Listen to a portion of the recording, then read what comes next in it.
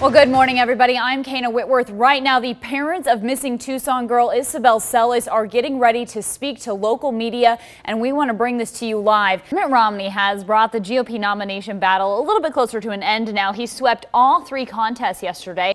Goes in through his eye socket, all the way down his entire face, and then where it stops is it's pinching right on his carotid artery. We are still waiting to find out the identities now of 3 of the 5 bodies found burned in a car in the Pinal County desert. We now know that 2 of those bodies are those of James and Yafet Butwin, the parents of the missing family from Tempe. It was an emotional send-off this morning for Gabrielle Giffords as she officially resigned from the House of Representatives. For us specifically here in Arizona, with our close proximity to the border, people here really want to know more about your stance on immigration reform. I'm about 5'6", and I can barely even reach the top of where they've plowed.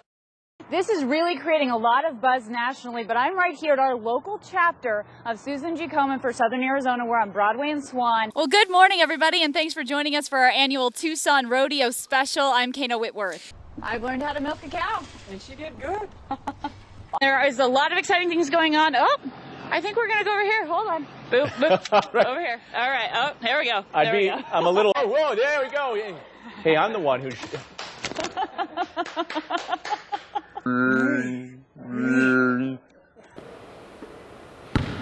Whoa, good job. Wow, this is impressive. This is kind of nice in here. So I'm reporting live from Lasso. Kayna Whitworth, KOLD News 13, live local late breaking. So important for the officers, they put me through the obstacle course that the SWAT team uses. Many of you guys have made a new friend in Girls on the Run. Everyone! And doctor's next step here is to try and get her in a chair tomorrow and work towards removing that breathing tube. So this is all very exciting news. We stood on this lawn as a memorial began to build, and when it came to the condition of Congresswoman Gabrielle Giffords, we clung to words like cautious optimism. Now, a year later, we can hear from Gabby herself about her continued fight. I'm getting stronger. I'm getting better. Her words don't come as easy, but the impact is not lost. As with each step in her recovery, her strong will moves the community of Tucson and the rest of the country all pulling for her. The initial part of her recovery is what doctors called quick but small. She started by squeezing her husband's hand, then playing with his wedding ring. I would have glossed that over. If I walked into a room and saw someone sort of fumbling a ring, I wouldn't know what to make of that. But when Mark told me that, in fact, that's what she would always do. When they'd go out to dinner, she'd grab his ring off his hand and actually start playing with it. That was a regular thing she did. That obviously has incredible significance. The day President Barack Obama visited Tucson, Giffords opened her eye. And that was a poignant moment. She gained strength. She started standing, even taking a few steps on her own. She was then brought up here to the top of University of Arizona Medical Center so that she could look out over the mountains before she was flown to Tear Memorial Hermann Hospital in Houston. She began work almost immediately. Her recovery has doctors and aphasia specialists optimistic. Pelagie Beeson, head of speech, language, and hearing sciences at the University of Arizona, says Giffords can show improvement for years to come. I feel optimistic in terms of her continuing to get better.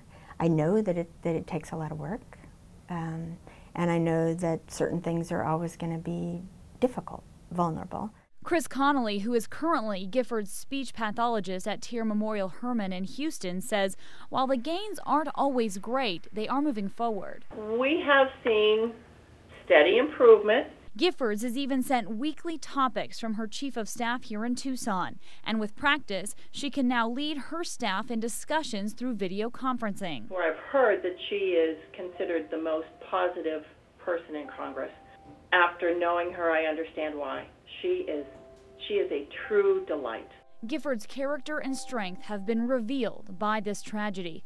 The nurses who cared for her on January 8th say she was fighting the second she was wheeled into the ICU. I just knew she was going to be fine. I don't know how to explain that, but I just knew she was going to be okay. Her fight is far from over, but she's been an inspiration to all of us. I'm Kayna Whitworth for KOLD News 13, live local, late breaking. It's math class at Huachuca City Middle School. Time to answer a question and upshoot the hands of the boys and boys.